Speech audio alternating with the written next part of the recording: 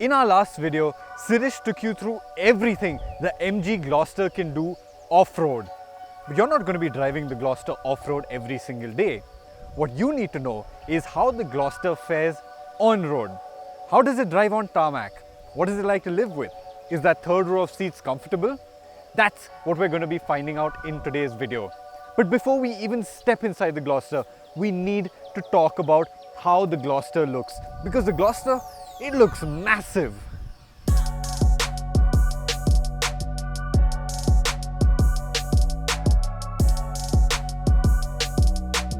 The first thing that catches your attention up front is this gigantic grille with this big MG logo front and center. The grille is actually in this brushed metal finish, so it isn't extremely blingy and chromy in the light. It's understated but very distinct. On the sides, you've got these sharp looking LED headlamps. You've got your fog lamps down here. And overall the face is very conventional. Unlike the MG Hector, which had really unconventional styling when it came in, the Gloster styling is fairly conventional. Down here, you've also got a skid plate for when you go off-roading. When you move over to the side, that's when you realize how big the MG Gloster really is. It's running 19-inch wheels with these high-profile tires, and when you look at it, you can really see how long it is. The monotony of the design is broken up with these silver accents. So you've got some on the wing mirrors, you've got them on the door handles, on the window line, and even on the roof rails. There's also a Brit Dynamic badge over there. Don't ask me what it means though, I have no clue. When you come over to the rear, you realize there's no dearth of badging. The Gloster badge, it can be seen from a mile away. Like the Hector, it's got the Internet Inside badge, and on that side, it's got the ADAS badge for the advanced driver assistance systems that it has, and the four-wheel drive badge. Something else that you'll notice, quad pipes. But no, these are just fake tips. There are only two exhaust outlets fitted in behind this.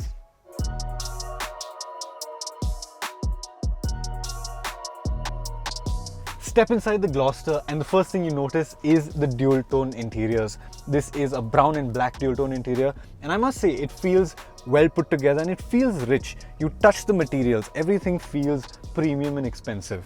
Let me start with the driving position. It's very easy to get into a good driving position because the steering wheel,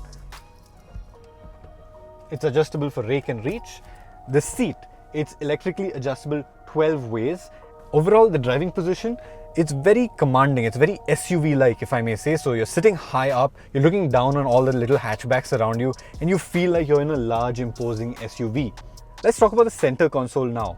MG does really large screens in its cars, and this is no different. You've got a 12.3-inch infotainment screen here, and it gets all sorts of functionality. So navigation, radio, Bluetooth connectivity, all of that. But it is also internet enabled. So you can get traffic updates, weather updates. You can also get the Ghana app, which allows you to stream music. The screen also allows you to adjust a lot of the settings of the car. So you dive into this menu and all your driving assistant settings. So the forward collision warning, your blind zone detection, all of that, plus the 64 ambient lights that you can set up according to how you like it. All of that is controlled from in here. Below that, you've got your automatic climate control. The Gloster has 3-zone climate control. So you've got one zone for the driver, one zone for the passenger, and one zone for everybody behind them. Below that, in here, you've actually got a wireless phone charger. And then when you come here, you'll notice a lot of buttons. I'll quickly run you through what all of them are. This rotary dial, it controls your driving modes. Sirish must have walked you through a lot of the off-road driving modes. You also get 3 road driving modes. You get Eco, Sport, as well as the normal driving mode. Out here, you've got your lane departure warning button. You can just turn it off with a click. You can control the e-diff on the rear axle from here. Park assist, automatic start-stop, traction control, hill descent control. And here, you've got your seat functions. This car does get heated seats for both the driver's seat as well as the passenger seat, and only the driver's seat gets a ventilated function. I must add that the driver's seat also gets a massage function, which is something we haven't ever seen in this class. So overall, the MG does have a fair bit of kit, but it doesn't compromise on that feeling of being an SUV. You're sitting tall, you're sitting high above the road, and yet you're comfortable. The second row of the MG Gloster has a ton of space. Just look at the amount of room I have in here. It's extremely comfortable. I've also got this panoramic sunroof above my head, which only increases that sense of space. I'm quite comfortable in here. The materials are nice. Even on the armrest, I've got the leather lining over here. So resting my arms, there's an armrest here as well. It's fairly comfortable. The seat is on rails, so I can slide it forward to make more room for the people at the back. And otherwise, there's nothing much to complain about here. I would have liked a little more under thigh support, but that's about it. In the center, I've got the controls for my air conditioning. I can change the temperature, I can change the blower speed. The AC vents themselves, they're here in the roof, so you can get them blown onto your face if you like that. And it's a nice place to relax. Space in the third row isn't too bad either. I've moved the seat to a comfortable position for the person sitting in the second row, and my knees don't touch. My feet have just about enough space as well, and there's a good amount of headroom too. This is strictly a two-seater in the last row. There are only 2 seatbelt buttons, and that makes the Gloster a 6-seater. You've got cup holders at the back, there's a USB charger, and you've got your own AC vents. So overall, the Gloster does feel quite comfortable. I must add that these windows are also quite large, so you've got a good view of the outside and you don't feel too claustrophobic. The Gloster has a large boot, and a small suitcase fits comfortably with the third row up, though it can be folded down to make more room as well.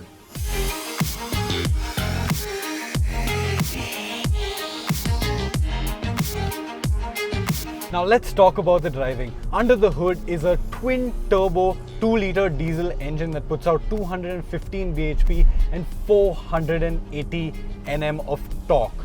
And does it feel quick? Yeah, it feels quick. We tested this car and it did a 0 to 100 km/h time of just over 11 seconds. And for a car that weighs this much, this car probably weighs over 2 tons. That's not too bad. When you stamp on the throttle, it does move ahead with good amount of intent. You can pick up speed fairly easily, especially when you need to overtake and stuff like that. The torque, 480 Nm, it's always there by your side to make that happen. You just need to account for the fact that the throttle responses are slightly lazy, and we noticed a slight hesitation at 3000 RPM before the turbo spooled up.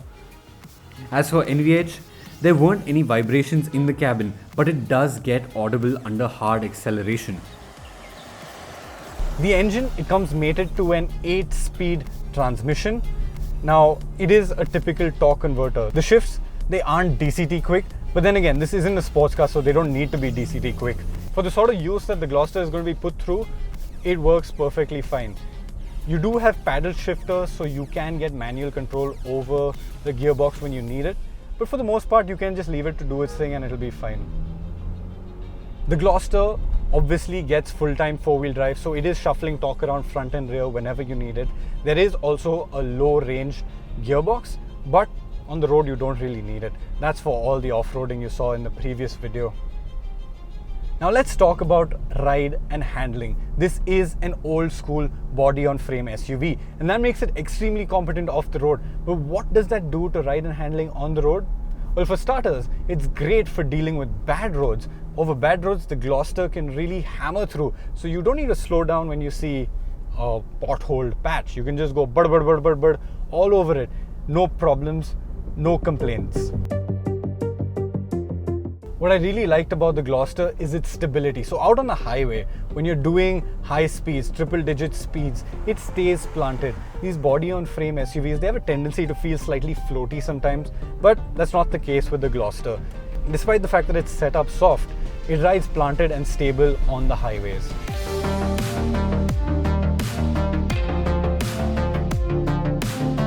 Now let's talk about handling.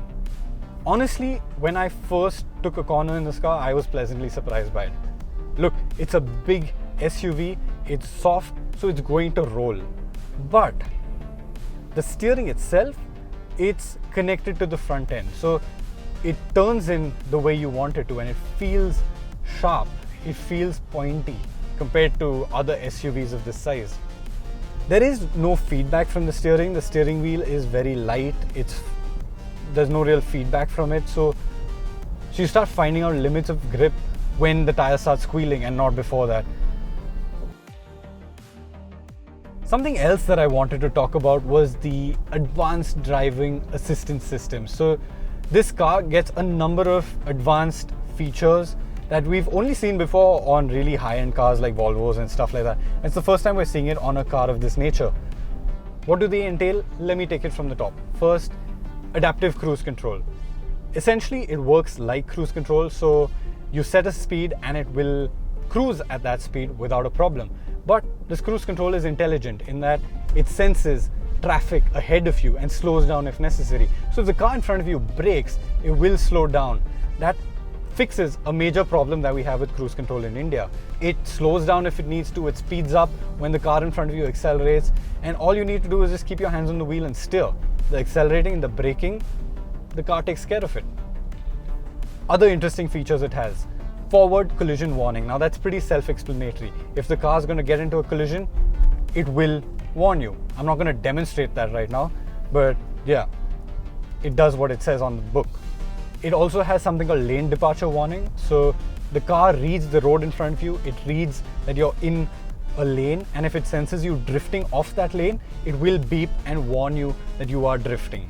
That can be turned off though, because on the highway sometimes you're moving in and out of lanes, it's constantly beeping, so you can turn it off from this button over here.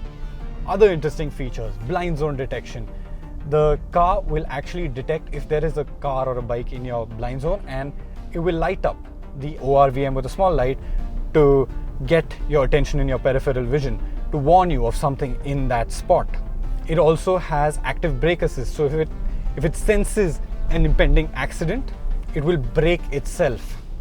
But these features extend more than just safety. They also talk about convenience. For example, this is a big car, it can be hard to park, but you don't need to worry about that because the car will park itself.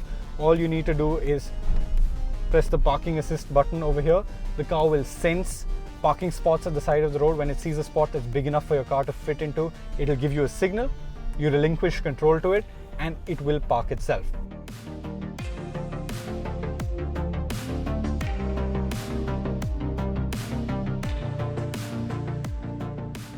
You do need to stay in control of the accelerator and the brakes, but this isn't too hard, as all you need to do is obey the commands of the car that come up on the display, and then it does a really good job of parking itself.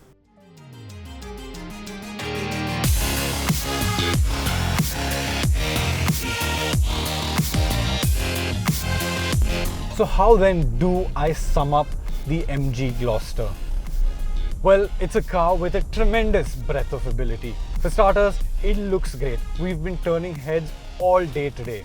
Second, it's extremely luxurious. The cabin is very well put together, it's well appointed, you've got a good amount of features, you've got these advanced driving aids that make driving a breeze, and it's just a comfortable cabin.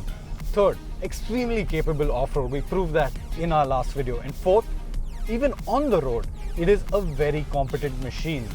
Now the question arises, should you be putting your own money on the MG Gloster? That question can only be answered once we know the pricing.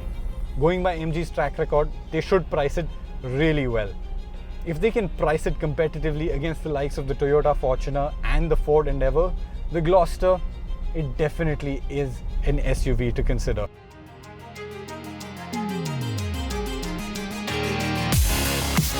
Subscribe to the Evo India channel and hit the bell icon to keep pace with the thrill of driving.